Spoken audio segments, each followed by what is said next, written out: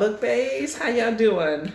Well, I am actually at my sister's house on a little vacation visiting the family. She stepped out, so I'm here alone, having the house to myself. Now, my sister's the grown and sexy type, so this house is the bomb, okay? And she came through with the wine as soon as I got here. So I figured before I get so knee deep in my vacation, I would go ahead and tell you about the books that I've been reading.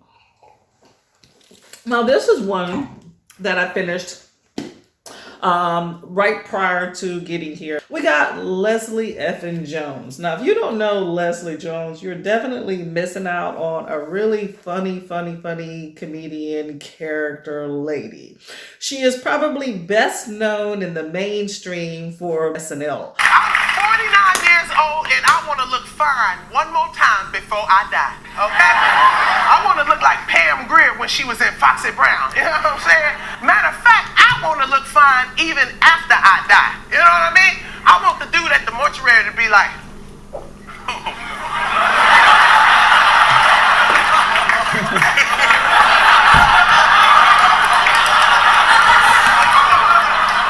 damn. I have seen her in a few comedy specials and she is a riot. But this is her memoir, which it reads just like her. Absolutely hilarious and quirky, kind of awkward and weird, but I actually love it. Now, she is a cusser, so if you are somebody that is offended by cussing, this is not the book for you. I think mother effer is probably her favorite word next to the F-bomb. But she talks about her life growing up as a poor girl in California.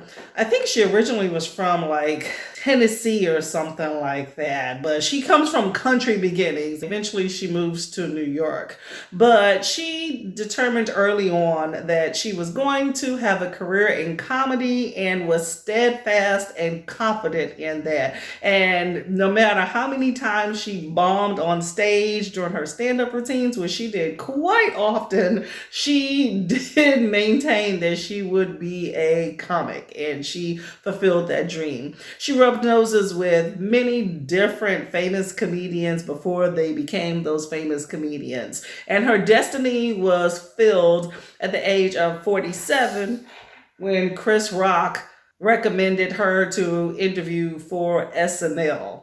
And that's where she got her big break. However, she realized that people were trying to put her into a particular bubble that she did not want to fit in. And after about 5 years, she walked away from that. But it did not slow her down. She also spoke about all the racism as well as misogyny in the world and also in Hollywood. So I commend her for speaking her truth. Now, in this book, she was not afraid to even put herself on blast. She spoke very comedically about a lot of different situations, like the multitude of jobs that she held. Like she was a waitress, she was a caterer at the courthouse, marrying people, and later at annulling people. But ultimately, she knew that comedy was her calling, of course. She also talked about her arrest for drugs and about her hemorrhoids. She did not sugarcoat anything in this book. She just let you have it.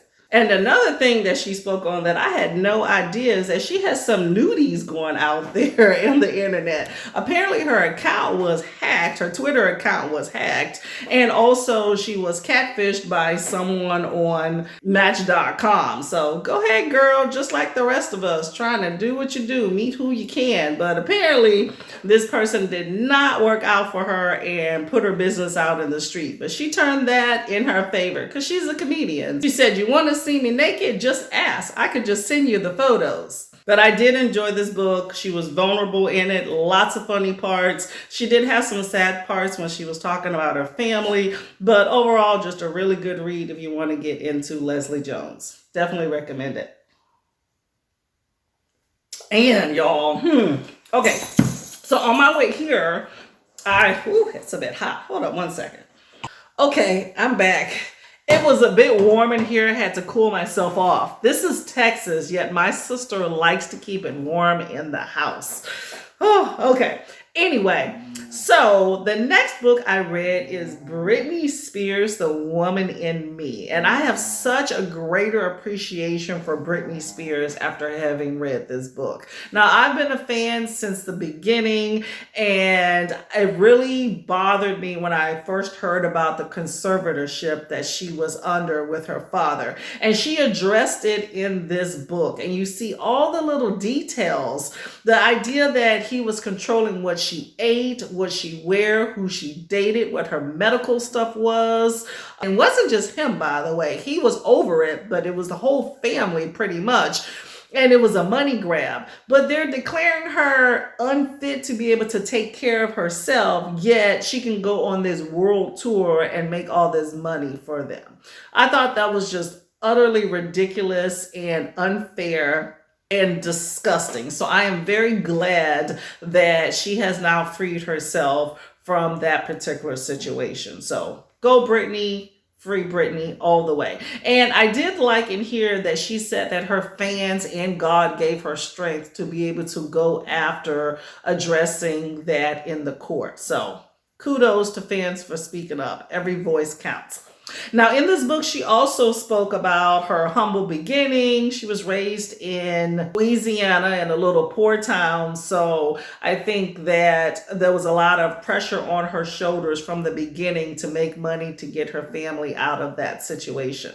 However, I think she was victimized from the very beginning because everybody over-sexualized her and put this big morality stamp on her forehead that she can never get past. And in the end, you have this young girl just trying to navigate life.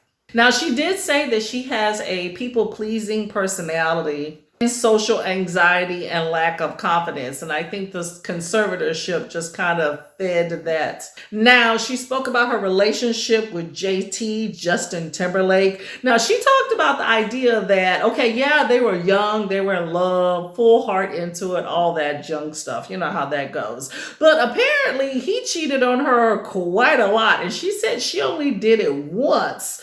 Yet, when he did his song, Cry Me a River, he put that business all out in the street. And it made it seem like she was doing something dirty and made her look bad, but it didn't tell the true story. So I liked how she addressed that in the book. Now, she also talked about K-Fed and how basically he used her. Everybody else saw it and she didn't. But eventually she, came up and realized that. But she got her 2 beautiful babies, which are her big motivations for life. Overall, I like this book. It was a no frills, let's tell the story and get in and get out. Like, I literally finished this book on my trip here. It was a quick audio book.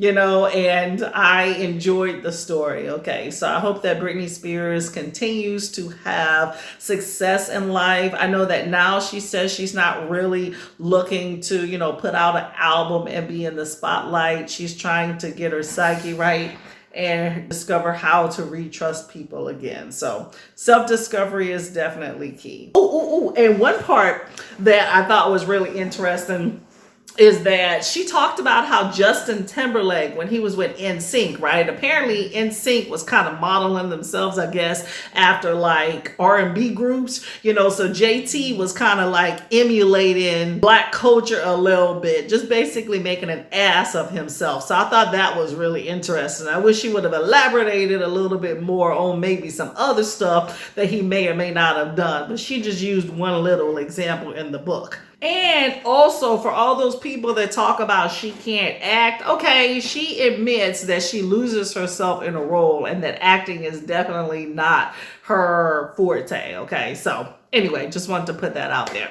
But overall, a good book. I really did enjoy it, and I hope to maybe one day see Britney in concert again. I actually had the opportunity to attend her Onyx hotel tour and had a blast. Now I feel kind of bad because now I know that she was under a conservatorship and she was basically being forced to perform, and that makes me feel bad. But it was a good time. You did a good job on it. And Nicki Minaj was her opening act. I had a good time watching her too. She's raunchy, but it was a nice time. Okay, y'all. I got my glass. I got my bottle. it's going to be a good night, okay? So make sure you hit the like button and subscribe. And leave me a little comment in there. I'll see y'all later.